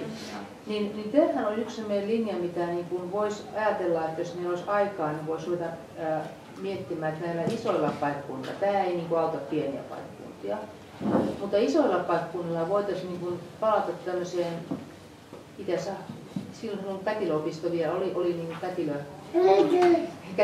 se oli tämmöinen synnytystupa. Se oli tuolla tehtaan päällä, kun naiset tuli synnyttämään. Ei se ollut mikään sairaala. En muista mistä kutsuttiin. Joku kätilö, no joka tapauksessa. Siis mä tiedän, että silloin kun mä siis ei kauan aikaa sitten tuli sairaalaan, mutta se on oma tämmöinen niin erillinen systeemi. Eli näissä isoilla paikkunnilla voisi ihan hyvin palata näihin synnytystupiin tai joku hienompi, modernimpi nimi niille, jotka on siis kätilövetoisia paikkoja, jos on ammattitaitoista väkeä, jotka tietää, miten synnytys pitää hoitaa, ja joka siis on sillä lailla valikoiva, että sinne ei oteta niitä, joita tiedetään, että kaksosraskauksia tai muita. Että se on niin kuin tällainen, niin ottaa vaikeita alta jo pois, että niitä ei oteta, mutta kaikki muut olisi tervetulleita. Kätilövetoinen, joka olisi fyysisesti lähellä sairaalaa. Niin, että jos tulee jotakin, niin tämä siirto on nopea. Ja tämä voisi ihan hyvin meidän isoissa kaupungeissa tällä lailla toimia. Ainakin Helsinki, Tampere, Turku, Oulu, Kuopio, ainakin nämä paikat olisivat tarpeeksi isoja siihen. Mutta sitten tämä pienellä paikkunnalla pitää miettiä jotakin ihan muulla tavalla tämä asia, että siellä tämä ei ole niin realistinen vaihtoehto. Joo, nyt mä annan seuraavalle puheenvuoron. Oletko Pia? Joo, no siis yksi konkreettia, että mitä tarvitaan. Sekin on jo puhuttu tässä keskustelussa monen kertaan. Mutta se on nimenomaan siis tällaisia keskustelutilaisuuksia ja oikeastaan sitä arvopohjan miettimistä. Mun mielestä se olisi tosi tärkeää, että musta on tosi vaarallista, jos mietitään lapsen oikeuksia niin kuin ilman, että niin kuin mietitään naisen ja äidin oikeuksia. Niitä ei missään nimessä niin kuin voida erottaa toisistaan, koska kuka sitä lasta hoitaa noin ensikädessä, kuka se on muuta kuin se äiti, joka sitä hoitaa, niin ei voi niin kuin ajatella, että jos lähdetään, niin kuin, jos niin kuin vasta-argumentoijat niin kuin tällaiselle äitiyshuollolle,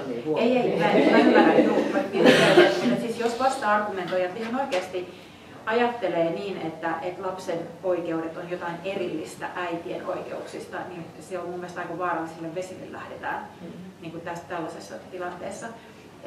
Arvokeskustelua ihan ehdottomasti ja tarvitaan ja todella tarvitaan niin kuin niitä erilaisia synnytyspaikkoja. Just tämä synnytystupahanke on aivan älyttömän ihana. Se olisi vitsi, kun siihen voisi laittaa vielä vähän niin kuin jotain petrolia vähän lisää, että se menisi vähän nopeampaa eteenpäin. Niin se olisi kyllä tosi hyvä. Ja sitten just niin kuin erilaisia niin kuin järjestelmiä, koska me tiedetään, että maailmalla on olemassa niin kuin tosi paljon erilaisia järjestelmiä. Saksassa on oma järjestelmänsä, Hollannissa on oma järjestelmänsä, Britanniassa on oma järjestelmänsä.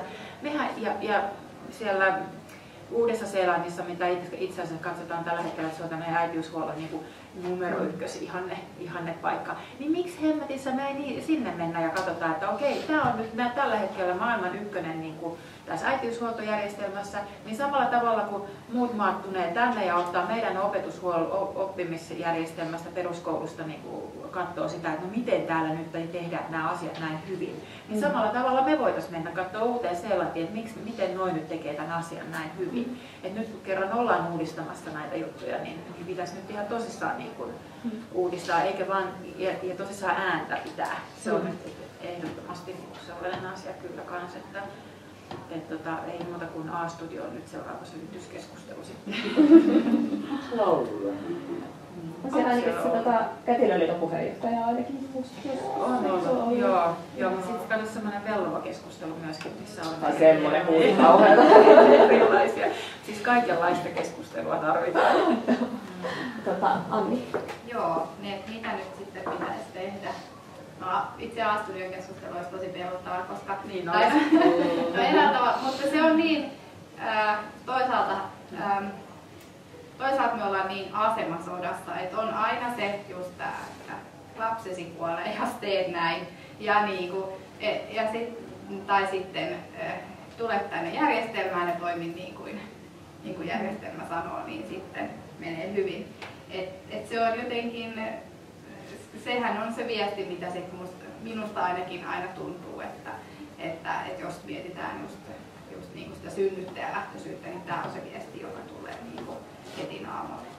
No joo, mutta se siitä, mutta niin, en nyt keksinyt hirveän paljon mitään muita ratkaisuehdotuksia kuin mitä Elina ja niin kuin Pia toi esille. Että kyllä se on tämä, mihin pitäisi saada muutosta, niin on todellakin niin kuin meidän palvelujärjestelmä ja siihen mahdollisuuteen valita.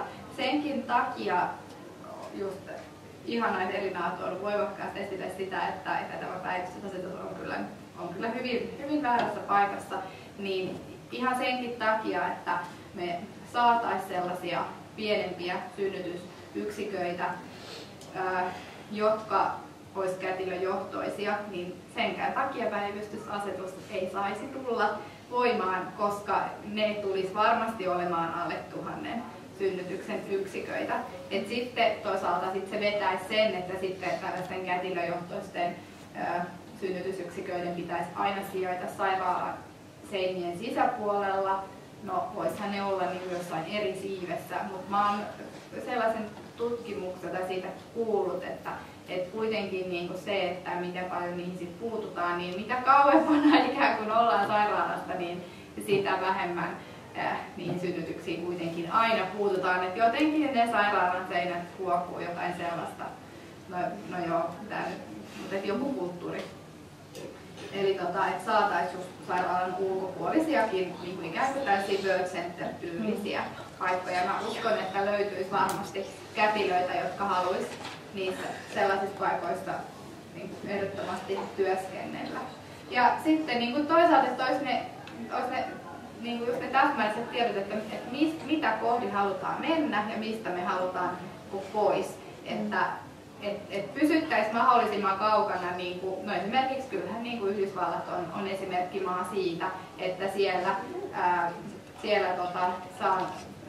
valitaan usein on niin kuin se oma lääkäri, joka sitten on, niin kuin, tulee olemaan läsnä synnytyksen hetkellä, ja koska lääkärille on niin kuin taloudellisesti kannattavampaa tehdä keisarileikkaus, niin silloin sitten se on noussut se keisarileikkausten määrä ihan uskomattomiin sfääreihin. Ja niin kuin, siellähän todella on niin kuin synnytyskulttuuri on niin kuin muuttunut ja ihan bakteriologinen kannanmuutos siellä on niin kuin menossa.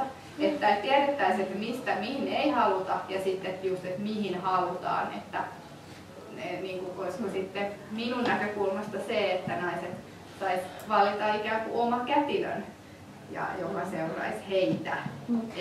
Ihan nopea kysymys vielä, kohta mä päästään yleisön ääneen, mutta sellaisesta asiasta, että miten te niin näette ikään kuin sen tasa-arvon toteutumisen siinä synnytyksessä niin kuin siitä näkökulmasta, että tuntuu, että nykyisilläänkin ikään kuin on olemassa vaihtoehtoja, mutta se vaatii sinulta itseltäsi aika paljon sellaista omatoimisuutta ja tiedonhankintaa ja niin kuin, siis yleensä ottaen, että sulla on resurssit siihen, että sä voit niin kuin ikään kuin pohtia ja niin kuin miettiä niitä vaihtoehtoja ja hankkia sitä tietoa ja kyseenalaista ja näin edelleen. Ja rahaa. Ja rahaa. Sitten niin kuin siinä, että jos esimerkiksi haluat synnyttää kotona, niin sinulla pitää olla aika paljon rahaa, että sä pystyt niin kuin sen taloudellisesti, niin kuin, että se on sulle mahdollista. Että siinä on niin kuin tavallaan nämä tiedolliset resurssit ja rahalliset resurssit. Niin ikään kuin miten niin kuin tätä asiaa, miten tähän voitaisiin niin kuin puuttua? Tai miten se niin kuin tasa-arvo huomioidaan tässä? No, se on mun mielestä kauhean vaikea. Jos mä saan aloittaa, niin, miten tähän voitaisiin puuttua. Mutta itse näen kyllä sillä tavalla, että tietyllä tavalla just niin kuin, että ollaan hirveän tasa-arvoisia tai jotenkin tasapäisiä, että kaikilla on ikään kuin mahdollisuus mennä nyt sairaalaan synnyttämään. Mutta kuitenkin kun on näitä tällaisia eriytettyjä palveluita ja sitten kun me tiedetään, että kuinka tärkeitä just, jo se raskausaika ja sitten se synnytys on liittyen sitten esimerkiksi siihen varhaiseen vuorovaikutukseen ja sitten sen koko perheen elämään, niin kyllä niin kuin kun meillä on tämä tieto, me tiedetään kuinka tärkeää se on, niin miksei sitä sitten ohjata just niille ihmisryhmille, joilla mahdollisesti on näissä ongelmia. Et kyllähän me tiedetään, että heikommassa sosiaalisessa asemassa olevat tai hyvin nuoret synnyttäjät, niin heillä sitten siinä niin kuin muutenkin siinä perheessä tai just ehkä sitten vuorovaikutuksessa ja lapseen, niin on enemmän ongelmia. Niin tarjottaa sitten tällaista palvelua, että se saisi tällaista tuttua kätilöä, joka voisi niin kuin nostattaa siinä perheessä, nostattaa sitä niin kuin rakkautta ja sitä lämpöä, mitä nyt toivoisi, että kaikissa perheissä se tulevan lapsen syntyvä nostattaa niin, että heille just kohdennettaisiin, että olisi se tietty tuttu kätilö ja hän olisi siinä synnytyksessä mukana ja vielä sen jälkeenkin. Joo. Elina, seuraavaksi.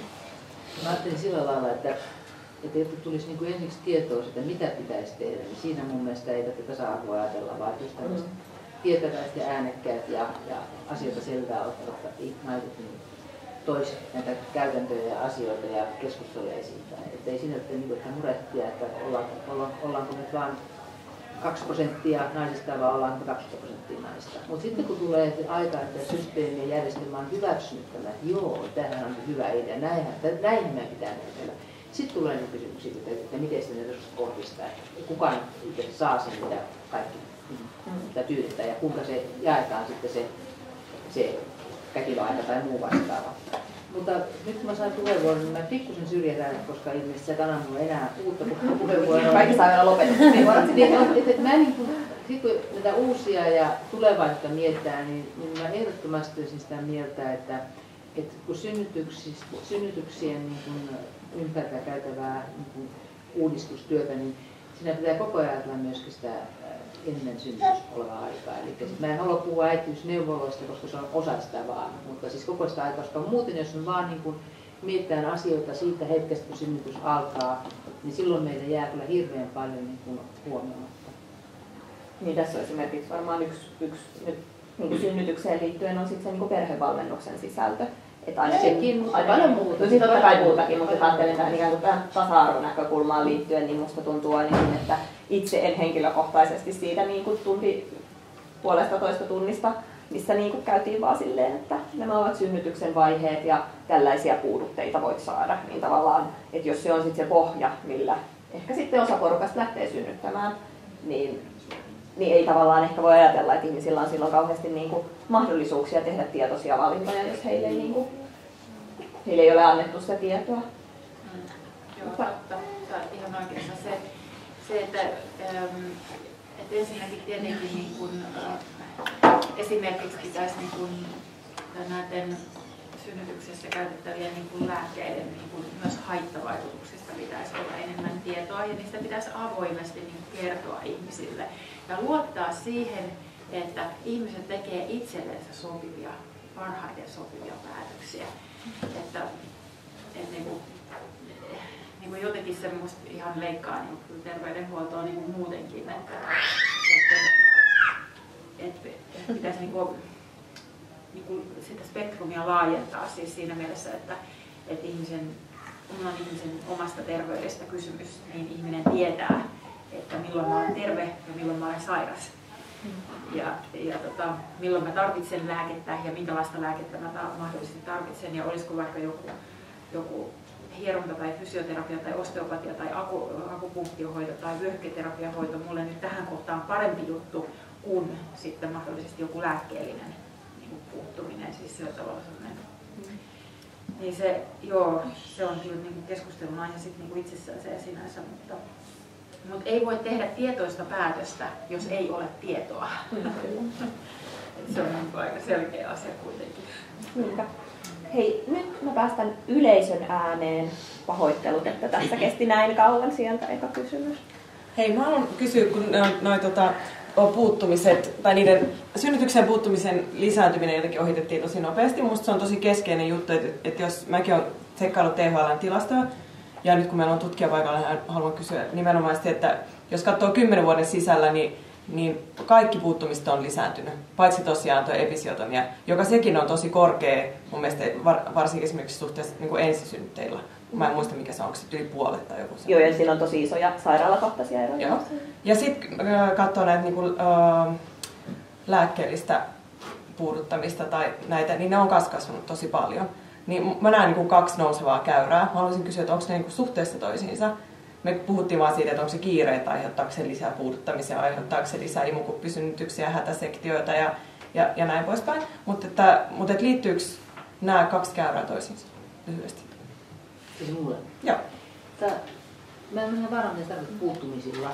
Siis THL on ihan omat tilastot, missä on kaikki synnytysinterventiot, hätäsektiot, mitä siellä onkaan. Siellä on hätäsektiot, imukuppisynnytykset. Mulla on eri käsitys. Kun mulla on se käsitys, että sektiot ei ole juuri minnekään muuttuneet, se on se tärkein puuttuminen. Puudutukset on lisääntynyt, se on totta.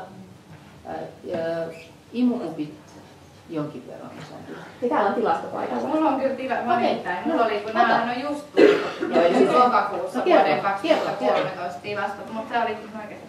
No mä voin sanoa nopeasti, että siis se on ihan totta ja siis tilastoraportissa, että nämä niin kuin tietyt niin kuin selkäpuudutukset, niin nehän on lisääntynyt koko ajan. No esimerkiksi vuodesta 1987 epiduraalipuudutukset kaikille synnyttäjille ei ole eritelty, niin epiduraalipuudutus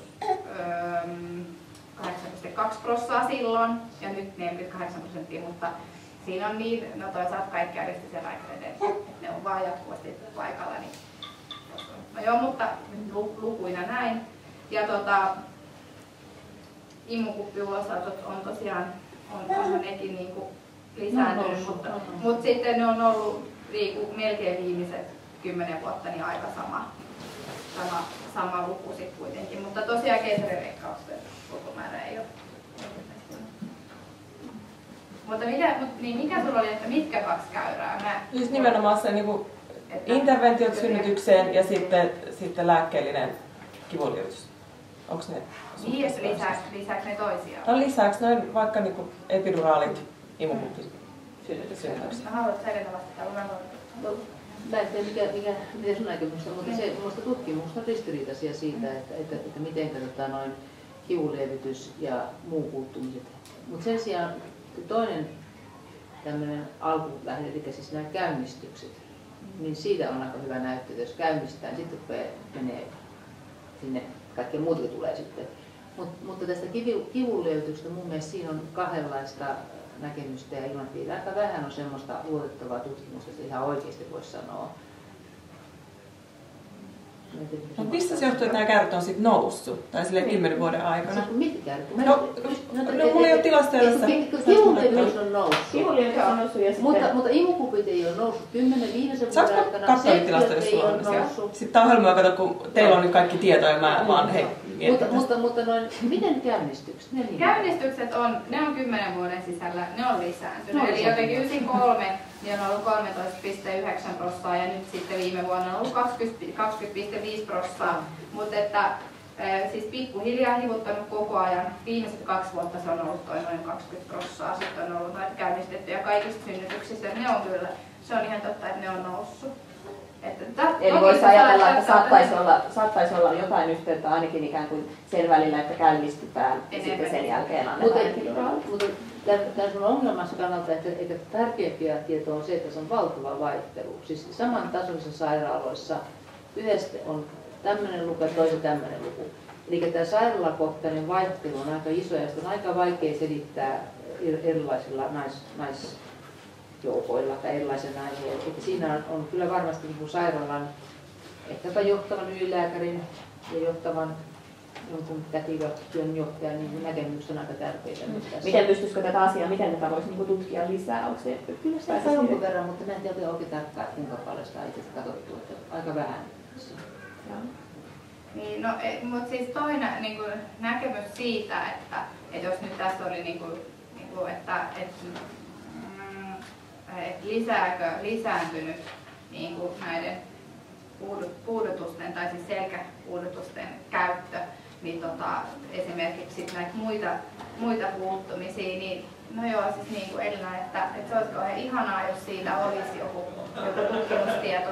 No, Mututuntumalla niin voin sanoa sen, että sekin kuinka paljon synnytyksessä käytetään synteettistä oksitosiinia vauhdittamaan tai lisäämään, vahvistamaan, voimistamaan supistukseen, niin sekin vaihtelee sairaalakohtaisesti ihan hirveästi. Itse asiassa just Kätilöopiston sairaala on yksi sairaala, mistä sitä käytetään erittäin paljon. Kyllä se on varmasti myös just yksi sellainen niin hoitokulttuurillinen asia ja vähän liittyy niihin ohjeisiin, mitä sitten kätilökunta on saanut. Mutta kyllähän nämä puudutukset, niin kun ne vaikuttaa siihen supistustoimintaan, niin kyllähän niiden kanssa sitten erittäin usein käytetään esimerkiksi nyt sitten sitä synteettistä oksitosiinia. Mutta niin, en mä sit osaa kyllä myöskään se, kun ei osaa tutkimuspohjaa. Sehän oli vähän aikaa sitten se uutinen Hesarissa, että epiduraalipuudutusten haittavaikutukset on kumottu, mutta sehän oli, niin tämä otsikkohan oli ihan väärä, koska tässä tutkimuksessahan oli itse asiassa tutkittu verrattu kahta ryhmää naisia, jotka synnytyksessä oli molemmat näissä ryhmissä, oli kaikki saanut tämän puudutuksen. Että siinä ei oltu missään nimessä verrattu puudutuksen saaneita synnyttäjiä, ja jotka ei ole saanut. Mutta en tiedä, osatinko mäkään vastata kysymykseen, koska en varmaan osaa. No musta se on olennaista, että ne nousee ja sitten myös puuttumista nousee. Ja sitten ne yksittäiset kertomukset, mitä kuuluu, niin kuulee, jotka liittyy aika usein näihin käynnistyksiin, että ne päättyy tosi huonosti. Ja no asiat, en mä tiedä. Mä luulen, että mitä vähemmän on kätilöitä oikeasti paikalla synnytyssairaalassa, niin sitä enemmän se menee sellaisella tietyllä rutiineilla hoidetaan synnytyksiä. Olettaisin, että on näin, koska ja silloin on suurikin merkitys siihen, että mitä se turvallisuus sitten oikeasti on, myös niiden vauvojen kannalta, jotka syntyy. Koska jos me voitaisiin katsoa, että oikeasti, että tällaiset tietyt rutiinit on vaarallisia vauvoille ja niitä tulee enemmän, mitä enemmän on säästöjä ja mitä enemmän on tehokkuutta sairaaloissa, niin silloin tämä koko keskustelu kääntyisi ihan ympäri. Meidän pitäisi lähteä aivan toisin päämääriin suhteessa siihen, että miten voidaan synnyttää. Ja sitten jos mä haluaisin vielä laajentaa sen, niin tämän, mitä vähän puhuttiin tuosta synnytysvalmennuksesta tai neuvolasta, niin musta se on ihan katastrofaalista, missä tilanteessa se on tällä hetkellä, että esimerkiksi kätilöt ei anna minkäänlaista synnytysvalmennusta, vaan on terveydenhoitajia. Ja siellä ottaa yksi VHS tällä hetkellä ainakin Helsingissä. Ja se viesti, mikä nyt tulee neuvoloista, on se, että älkää ajatelko yhtään mitään ennen kuin te menette synnyttää. Älkää valmistautuko, niin kuin menkää sinne vaan, kaikki hoidetaan teidän puolesta. Ja jos samaan aikaan leikataan sairaaloissa ja sitten on tällaisia, me ei edes tiedetä, mitä nämä toimenpiteet, mitä siellä tehdään tai mitenkin ulkoitus, että sitten ei olisi yhtä tutkimusta, jos ajattelee. Se on ihan hirveä yhtälö. Ja mua kyllä kiinnostaa se, että kun ihminen menee synnyttämään, että jos se on vaikka 98%, joka ei sitten ole näitä niin kuin tiedostavia naisia, minusta jokaiselle heille kuuluisi hyvä synnytys ja hyvä synnytysvalmennus. Ja mä esimerkiksi silloin 12 vuotta sitten olin menossa Hakeronpesään ja olin sille valittu ja tietoinen ja mulla oli hyvä synnytyssuunnitelma. Enkä mä päässyt sinne, koska siellä oli 2 synnytyssalia ja ne oli aina käytössä ja tukossa. Niin vaikka kuinka kuuluisi siihen niin kuin mega-eliittiin, joka on tiedostaa ja näin, niin sulla voi silti olla ihan hirveä synnytyskokemus. Ja mä voin luottaa, että vaikka se kesti vaan 15 tuntia ehkä, tai 2 tuntia, mitä se kesti, niin se muistaa 12 vuoden jälkeenkin ne asiat, mitä siellä tapahtui. Sillä on valtava merkitys sen suhteen, että minkälaista mun ja mun lapsen elämä on ollut sen 12 vuoden jälkeen, vaikka se on vaan 1 vuorokausi. Nyt tuli mega räntti. Kyllä, saan joo, eli yritetään tosi lyhyt. Niin, ihan muutama näkökulma. Siis, tässä on niin paljon kyse siitä, että kuka sen synnytyksen niin omistaa. Että se yritetään, mä kanssa näen sen ehkä niin, että mikä on kyllä aika kovaa sellaista kuopankaivamista, että ihan tuolta terveydenhuollon järjestelmästä se viesti tulee se, että antakaa päätäntävalta muille, että älkää pitäkö päätäntävaltaa itse. Että se on aika kova juttu, että se tulee ihan virallisilta taholta toi viesti naisille.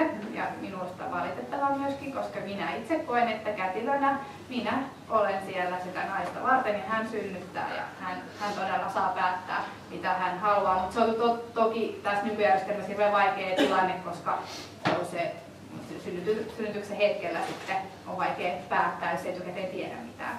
Ja sitten nyt siis toinen asia, joka mun nyt katosi, koska mä en kirjoittanut sitä ylös.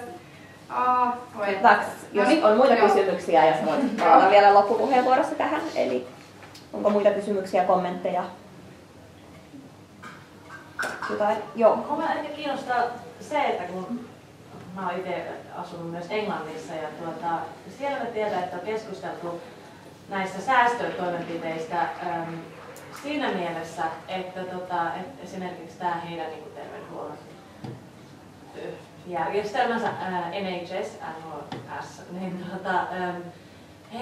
heillä on hyvin paljon tämmöisiä pieniä synnytysyksikköjä ja muuta vastaavaa, mutta he yrittävät niin kuin tehdä säästöjä siinä, että tehtäisiin vähemmän niin kuin keisarileikkauksia ja vähemmän näitä kaikenlaisia niin kuin jotenkin välitulla ja näin. Eli mä rupean jännittämään jännittää ja sitten mä oon nyt hypnosynnyttänyt molemmat lapseni. Ja mutta niin silloin se että silloin tehdään niitä säästöjä sillä tavalla, että esimerkiksi NHS on palkannut tämmöisiä ihmisiä, jotka niinku synnytyspelkoja pystyy lieventämään, jolloin ei tule esimerkiksi sektioita yhtä paljon ja niinku tulee paljon luonnollisempia synnytyksiä. Ja mä en niinku tiedä, että olisiko tämmöinen niinku sellainen vaihtoehto, että miten esimerkiksi täällä pystyisi Suomessa niitä mahdollisia säästöjä tekemään sen sijaan, että säästöjä tehdään siinä, että lakkautetaan jotain tämmöisiä pieniä yksikköjä. Kiitos. Sä toit esille yhden erittäin hyvän tavan, kun puhun, että säästöjä pitää saada aikaiseksi, mutta ei tehostamalla. Että tässä on yksi. Toinen on henkilökuntarakenne, että gynekologit pieneen rooliin, kun on vaan mahdollista, ja tilalle kätilöt, ne on valitettavasti puolet halvempia kuin että siinä on myös monta sellaista tapaa, että voidaan niin kuin ihan oikeasti miettiä, että mihin ne rahat laittaa ja kuinka ne laittaa. Niin, mitä näistä lastenlääkärit muun muassa on just näistä säästösyistä niin päättänyt, että tavoiteltavaa on, että kaikista synnytyksistä 30% tapahtuisi kotona. Koska se on paljon halvempaa Britanniassa. Suomessa sanotaan, että se on paljon kalliimpaa sitten tai Ei Suomessa sanota, että se on kalliimpaa, vaan Suomessa sanotaan, että se on vaarallisempaa. Niin se on vaarallisempaa. Silloin ei puhuta rahasta, koska se olisi varmasti halvempaa. Niin nykyisellään Suomessa kotisynnytys on hyvin halpa, koska Vanhukset ei kotona ja synnytyksessä sairaalassa. Meidän argumentti. Me käytetään aina sitä turvallisuutta tai rahaa vähän aina. Niin kyllä, siellä oli. Niin, mä olisin vaan kommenttina heittänyt tuolla, että siinä on tietysti paljon, tämä palautuu paljon myös sukupuoleen tässä asiassa kysymyksiä, että ketkä ajatellaan, että, ja sitten taas niin kuin ammatilliseen valtaan, että Englannissa on katsottu, että päädytty tavallaan samasta niin kuin spekseistä niin ihan toisenlaiseen niin kuin päätelmään, ja heillä on niin päätetty antaa sitten naisammattilaisille ja toisaalta naisillekin ehkä enemmän valtaa, että se on erilainen se näkökulma kuin sitten meillä, että meillä se on niin kuin että se naisen ääni ei kuulu aika monellakaan tasolla sitten taas meillä, ja mä luulen, että se liittyy meilläkin paljon just tähän tällaiseen niin kuin liberaalifeministin toisaalta siitä, että meillä on niin tavallaan sellaisia kehollisia kysymyksiä ei kauheasti olla että meillä on vähän erilainen kulttuuri. Tämä onkin niin kuin jotenkin hirveän tärkeää, että nyt Suomestakin alkaa tulee niin kuin jotenkin myös se synnytys niin osana sitten jotenkin päivänpolitiikkaa, ja myös on ne naiset ja on ne ammattilaiset ja naisammattilaiset, jotka alkaisi myös niin kuin, ja jotenkin se olisi hirveän tärkeää, että me aloittaisiin niin yhdessä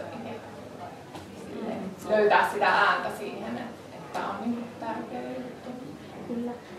Nyt meillä valitettavasti rupeaa aika loppumaan. Nyt lyhyet loppukommentit, kuka tahtoo aloittaa. Aloitatko Anni sieltä? Mä voin aloittaa.